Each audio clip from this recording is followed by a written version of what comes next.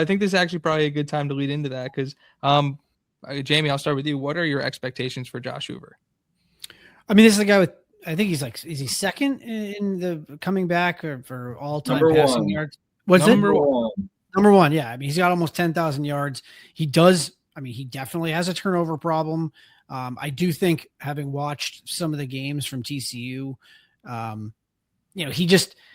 he tries to make plays when plays aren't there, and Cignetti's not going to put up with that nonsense. And I think he's just going to tell him, you either, one of the things that I noticed about Hoover, I think, is that when he scrambles, he's not a runner. I do think he's a fine athlete. I just think he was always trying to throw the ball when he was on the run and, looking around, and then he would get sacked. But I do think that one of the things he has to do is he has to protect the football. And then, he's just got to make the plays with his legs if it's there. There's no reason to throw the ball. Getting 3 yards is fine. Live to play another down. You don't need to make the spectacular throw. But I also think you're getting a polished kid who's got 10,000 yards of passing in his career.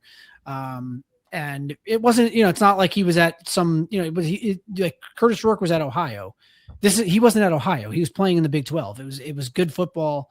I think that we're going to see the same thing that we saw with Fernando Mendoza and with Curtis Rourke, where they're going to start off slow and people are going to be like, oh shit, like this guy stinks or something like that. And everyone's going to laugh at those people when, I think it's completely unfair to put like Heisman Trophy stuff on Josh Hoover. Cause I don't think that I would be shocked. It's shocking when a player from Indiana wins a Heisman because it's happened once. But my point is more that that shouldn't be like the standard that he needs to be set to. And I think that one of the reasons that I'm so bullish on his, the way that he's going to be successful at IU is because of first of all, they have 5 really good starters on the offensive line. Hopefully there obviously could be injuries, but they have a couple guys beyond that. But I mean, he's got 2 weapons in Becker and Marsh, and you can add in Morris to that, because I think Morris is going to be really, really good. That he's going to, he's going to be able to throw to as release valves. And then, they have an awesome running game. Kobe Martin was awesome last year. Turbo Richard was awesome at BC. As a person that my family follows BC a lot, I mean, his issue is more just he only had a couple of fumbles, but they were bad fumbles. But he's a really, really, really talented player. So, and with BB coming back, my point is more that he's got other guys. It's not just going to be him trying to make plays with one wide receiver that's a legit option. So he's got all these weapons. He just needs to take what the defense gives him. I think that was one of the best parts about Mendoza last year, was that he just, he was never forcing things. And when he did, he came back and just had a solid drive after a miscue. So that's my take on Hoover. Polished quarterback, does get a little bit turnover happy, tries to make plays that sometimes aren't there. If you just eliminate that, like, I just think you're looking at like a top tier college Division I quarterback. Despite his, being only like he's listed at 6'2", 200, but from what I've heard, there's no way he's that tall. but I'm not worried about it. I'm excited. I'm super excited or anything of that towards Josh Hoover. I'm going to let the 10,000 yards speak for it. Brad, what are your expectations for Hoover before I kind of piggyback there off was what something Jamie said that really got my gears going. It seemed like Hoover was just trying to make a play happen. And what's nice about being at Indiana, quarterback-friendly offense, play's going to be there. Throw the ball. We're going to run the ball. And it's going to open up the pass game, play action. We're going to have it all. He's experienced enough to play and run the offense and almost not miss a beat. Really just need to be at like Rourke level. Honestly, with the talent level we have, like compared to 2024, like doesn't even need to be Rourke level. Doesn't even need to finish top 10 Heisman.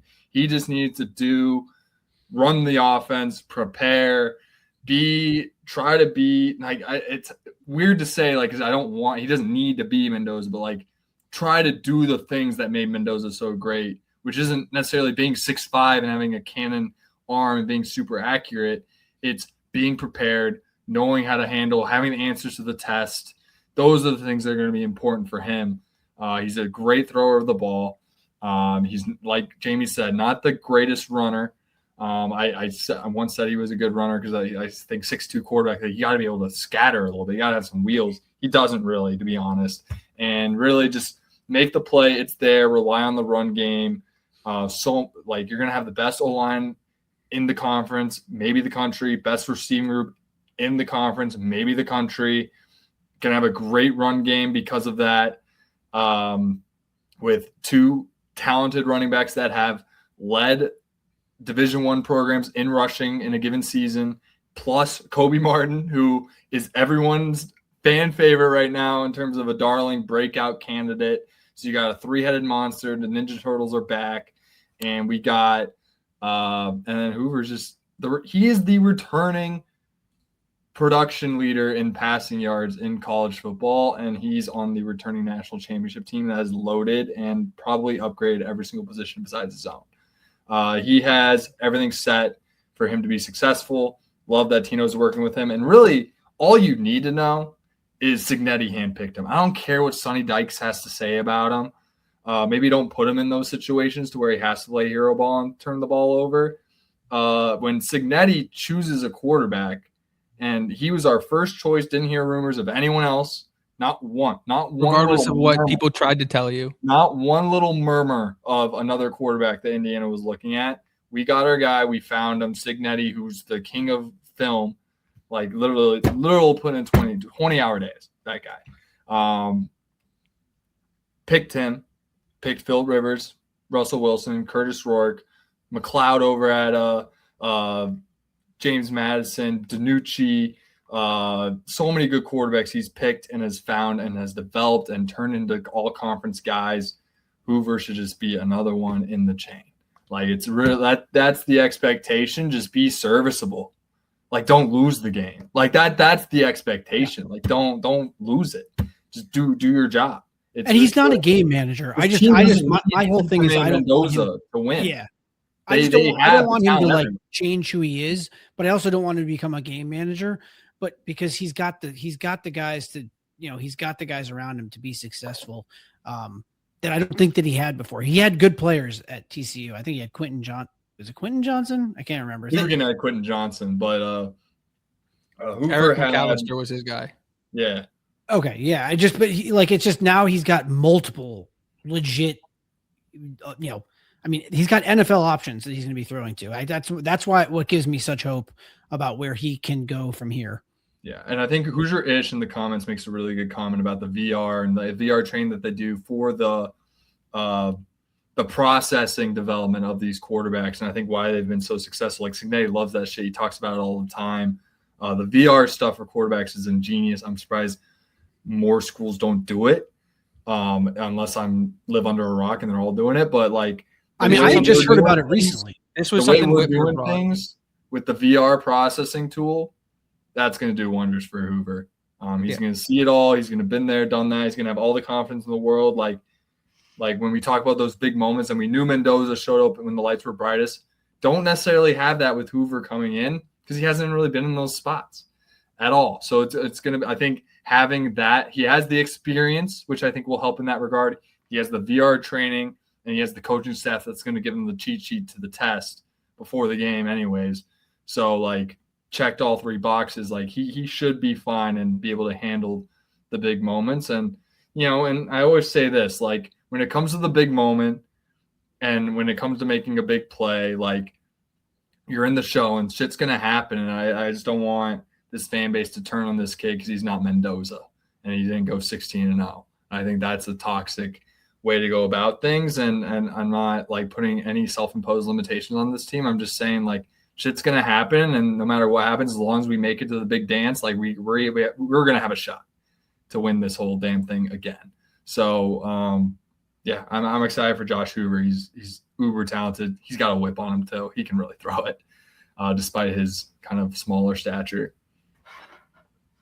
Yeah, I think it's important to point out that when we're talking about expectations for Josh Hoover, that people are obviously going to be quick to just compare him to the last quarterback who was here. And what people are going to realize, I think, as time passes, that Fernando Mendoza wasn't just the best quarterback in Indiana history or wasn't just the best this dude is unbelievably special in his ability to process information and his ability to be a networker and just the things he's interested in on and off the football field. And he's built like Josh Allen. Like, he is one of one alien freak stuff. Like, I know the personality doesn't match up with the words I'm saying to describe him, but it's like people are going to look back in 4 or 5 years and be like, oh my God, I can't believe we didn't see this. Like, Josh Hoover is not 6'5", 230 with the. He's a day 3 draft pick. But honestly, he might even be better than that, but I'm not. But I think that's more than okay. It's like, what is he? He's an unbelievably productive college quarterback. He's the most productive college quarterback that Curt Cignetti is ever going to coach, or has ever coached up to this point. And then the other thing is that I was watching Brooks Austin break down Josh Hoover tape, and he was talking about TCU's offense, and TCU ran a lot of what he was calling back to RPOs, and a back to RPO is the quarterback's going to turn his back to the defense in a situation where he can pull the ball and make a read, and he's going to turn back around and try and create a mental, like, recreate the picture of the defense after guys have already moved. What is one thing you never saw any quarterback under Curt Cignetti do, let alone turn their back to the defense? Like, he's not even going to be asked to get under center. The only time he might turn his back to the defense is if he's running away from them into the end zone for a touchdown. And so if you look at what he's going to be asked to do in this Indiana offense, he's going to be asked to say hike, make a quick read, and deliver a football accurately, or hand it off. Yeah, he's highly capable of doing that. Highly capable. And then he's the best on the market at that, I would say. And then like Eric McAllister is an awesome playmaker, and if you look at the way he stacks up with this wide receiver class, but there was like some other things and some different like scouting stuff you can look at for him. He didn't.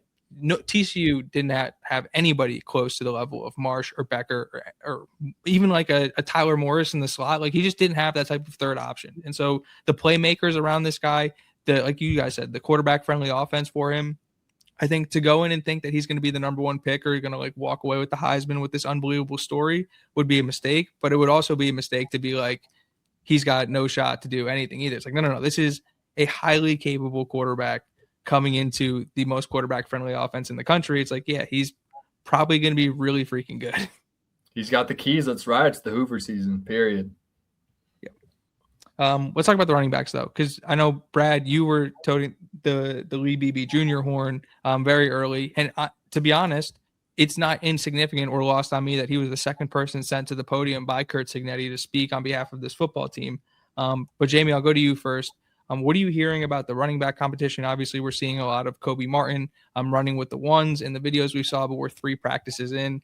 Every time I see Turbo Richard on a video, it looks like he's sped up or in double speed, which is absolutely insane. So what are you seeing out of the running back room this far in spring?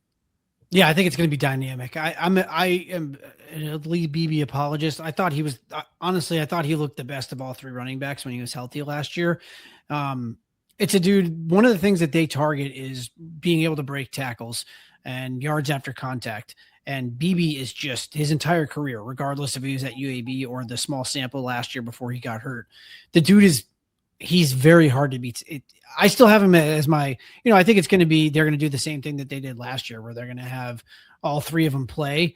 I just think that Beebe, I really think he's going to be like the number one, the starting guy, but Richard and Martin are also like they're going to be there too. So I just think that the 3 of them, I don't think we're going to see very much of the of Quano and Campbell this year. Hopefully, if there's no injuries, but they have 3, in my opinion, high level running backs that all have different skill sets. I mean, Richard caught a ton of balls out of the backfield. Again, IU doesn't really do that. So he's going to be running between the tackles a little bit more, but if they need to, they got a guy that can go out and catch a pass. You got Martin, who always looks like he runs unbelievably hard. Beebe, who is also a really good pass catcher, but again, he's between the tackles guy. And I think that's one of the reasons they brought him in last year. They knew that they had the speed guy with Hemby, or they thought they had the speed guy with Hemby. They had the multi-talented Kalen Black, and then they had Beebe, who could catch the ball, but was more of that thumper inside the red zone. And I think that that's kind of essentially what they're going to be doing this year as well. And you don't want, if your plan is to go to the playoff, how could you not have that be your plan this year? you need three guys, and IU needed three guys. Even though they leaned so heavily on Hemby and Black down the stretch, I think did Martin play?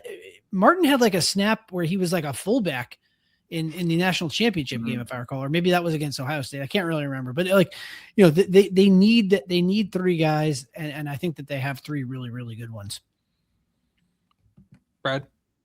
Elite room. Like I said, two guys that have led the country or led their teams in rushing yards. Lee Beebe being at UAB with a high broken tackle rate, going to be more of that thumper guy. Like Jamie was saying, took the words right out of my mouth. You have the speedster and Turbo Richard, who I think brings a lot of kick return potential also on this roster as we talk a little special teams, right? Trying to fill that void. I think Richard brings a lot of that upside in the special teams return game from a kick return standpoint. By the way, Davion Chandler and Bond should be competing for punt return roles is what I would be doing personally. I don't want Becker or Morris doing that stuff. I would rather have the younger, talented guys find the ways to get them on the field, right?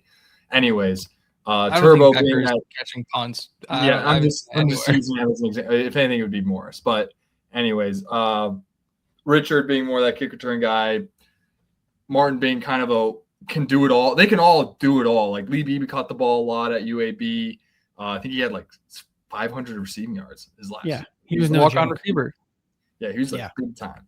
BB listed at 5'10", 220, like that red zone, big thumper guy, short yardage. Like I think when it came to push and shove, like we really did ride Kalon Black through to the playoffs when it came down to it. And I think Lee Beebe might be that guy. And it could even be a Martin, to be honest. With Richard being as small as he is, it's hard to imagine when it's like we need a guy to just keep pounding him. Like I don't know if Richard's that guy, but he's so dynamic and we can use him in so many different ways to where I think we're going to find a lot of success with him. And then obviously Martin just being a breakout candidate. Any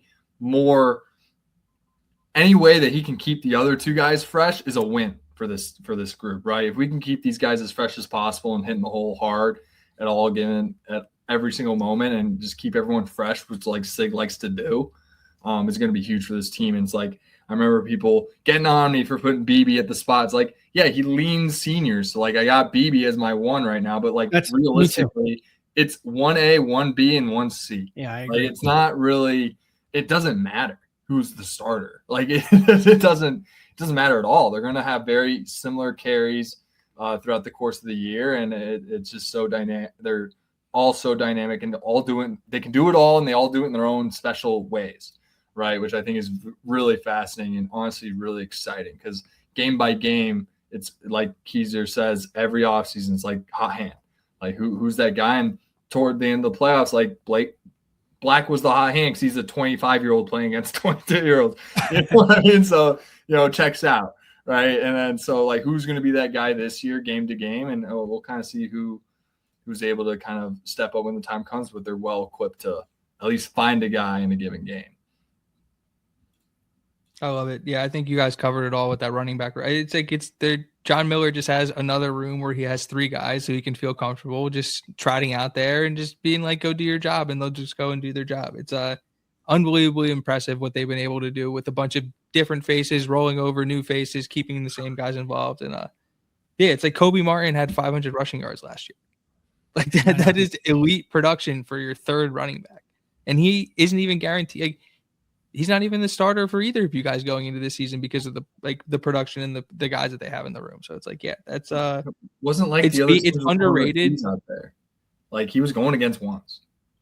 Yeah, I just quickly with Kobe Martin, like he actually ended up having the higher yards after contact per attempt last year than BB. Obviously, BB only played in 3 games, but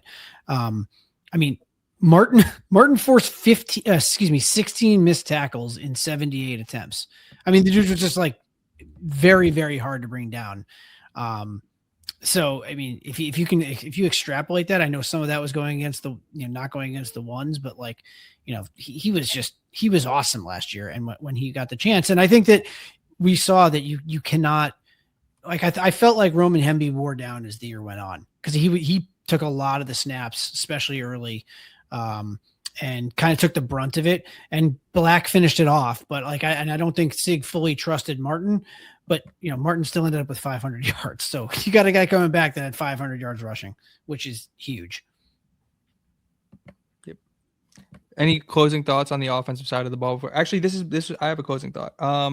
I didn't say this when we were talking about the tight ends, but I saw a shot of the line of scrimmage from the right side, and I thought Brunner was playing tackle. I was like, who the hell is that playing tackle? Like, that's not Ajani at right tackle. And then I looked a little closer, and it was 85. I was like, holy shit. He looks ginormous. Any closing thoughts on the offensive side of the ball before we move over to the defense? They might be better than last year. I know. I kind of agree with that. It's not going to be because Hoover's like, conquering countries it's out the cast. Like, he's not like the top to bottom, just beyond loaded. Mm-hmm. Beyond loaded. They are in a much better spot roster construction wise than they were last year. And that's going to be, it's the margin is greater on the defensive side of the ball. There's a transition right there. Well, if you want to know who, so I just was trying to quickly look at this on PFF, but like Kobe Martin had yards per contact per attempt, or yards after contact per attempt. Kobe Martin was 3.86. Mark Fletcher was he was 47th. Mark Fletcher was 44th. So you're talking about a guy that's like in that category. Jadarian Price was 39th at 3.92. So a guy that's like elite at breaking tackles and elite at getting, falling forward and whatnot. So if that guy's your like, 1C, like, holy hell, to go along with it's a really good room. It's a really good offense. And again, Josh Hoover doesn't need to be Superman. They have more weapons this year than they did last year, which is scary. What's fascinating to me is that how is this still kind of like a secret? Like, no one's talking about this. Everyone's talking about Miami, Texas, Oregon, like, and they're all great. Like they're loaded too. They're going to be in the show. We're going to see them in January potentially. We're talking about it, Brad. No one's talking about it. We're 2 hours in. What are you talking about? Oh, let's talk about the defense, because this is something that this was something that Brad just couldn't wrap his head around for some reason. But Jamie, maybe you had a better idea of it. We got, obviously things change and we get different things, but I don't believe there are wasted steps when it comes to these Curt Cignetti practices, especially with how like detail oriented he is. We saw a linebacker drill from the most recent practice. It had the lines of 3, so it was in a 3 linebacker set, and Caden Turner was the starting 3rd linebacker along with Roe Hardy and Bones Jones. So Jamie, what's been your takeaway from the linebacker room? Because it's something that going into leaving the season, you're like, okay, if we don't go out and explicitly replace Aiden Fisher, maybe you don't feel as confident about the room. But I'm sitting here now in the middle of, or the beginning of April, really confident in the amount of talent in that linebacker room. So what are your early takeaways from it? Yeah, I mean, again, I just think that they got, it's going to be impossible to replace Aiden Fisher. It's just he's been with Sig. He was with Sig too long. He's played too many snaps. But they have Isaiah Jones. so like, okay. And then you have Roe Hardy back, and he was arguably their best linebacker. Best player in college football. Yeah, he was so good. And then Caden Turner, like he's been Try 5 get hit. What's that? So he's wearing 5 this year. So instead of try 4, because it goes from D'Angelo Pons, try 5 get 6 to Roe Hardy, try 5 get hit. Yeah. He's a thumper. And then I think Jaden Williams is going to play early. PJ Nelson, from what I heard, looked good as well. And Turner, I think that like in the heavy packages, we're going to see Jeff Utzinger, who's still there, who's a walk-on. And then, again, from what I had heard from the practice, from people that were there, Olinger looked like thick and ready to play at this level. And Jacob Savage the same. Like they're both in, almost 225 pounds as we speak, and they're just got on campus. So like, it's a room that is young after the top 3, but again, they've been cultivating these guys, and there's a lot of talent in that room. Brad, I see the gears going. They're so deep. like as much as I love Olinger and Savage and PJ Nelson, I love that they're getting up to weight. It's like Utzinger and Turner played legit snaps when Fisher went down last year. Yeah. Turner had a pick in the Maryland game. Like they are so well equipped, like snap wise, like in the collective, like this is a better room than last year because you got to account for Jones getting better, Hardy's getting better, Turner's getting better, Utz is getting better. They're that 2 deep at linebacker. It's try to match it. I don't know. Like you got 3 of those guys are 23 years old, going into 5th year in college, and then you got Ro Hardy, the best player in college football. Like they're all studs, super talented. I know Utzinger is like technically a walk-on, but he's been contributing every year in the Cignetti era so far. He's damn near he is a Cignetti guy. Like all 4 of those guys were on the 2024 team. Like they've been around. It's just I think it's more so like would love to see Williams and Olinger and Savage get on the field in some capacity, whether that's special teams. I think that'd be super valuable to give, Bones and Hardy some breathing, so they don't have to play on special teams. I think that'd be awesome. But like when it comes to defensive snaps, like it's really going to hard to take stuff away from those 4. It just is. Like those guys are experienced. They're old. They've been with Brian Haynes. Like those are his guys. Like they didn't go anywhere. Like they begged Caden Turner to come back. Like they don't do like he had his degree. He could have gone on and started selling real estate. Like had to start making money. And now he's like, oh fuck, I'll take $1 million. Sure, I'll come back. Why not? Like they made him to come back, and now he's their 3rd linebacker. Like they are going to be so solid in that group, and I'm just so excited to kind of see how that goes. I have them projected as a 4-2-5, so I have Jones and Hardy as my 2 deep. I think they're going to rely. They have a very deep TV room that we're going to talk about. Like there is going to be like no matter what personnel they do, they're well equipped to handle it with those 4. And then given any injuries, like I'm super confident in the developments of Olinger being a blue chip guy. Savage was Kentucky Player of the Year, not a blue chip technically, but Kentucky Player of the Year. Like, come on now. And then Jane Williams, eat a sandwich. We'll get there. PJ Nelson seems to be working in, going to be targeting for some snaps. Lots of talent there. And then the X factor, Quentin Clark. Like, what is he? I don't know. Is he a D lineman? Is he a linebacker? He's listed at D line right now. Special team guy. He's going to be involved in some capacity. I'm not sure if it's with the linebackers, but you got pieces there for days. They go 4 deep. It's a room that, especially when you like take into account that going back to the first team that Cignetti came in with, the 2024 team, that they were predominantly 4-2-5. That the room is actually like significantly deeper than people want to give it credit for.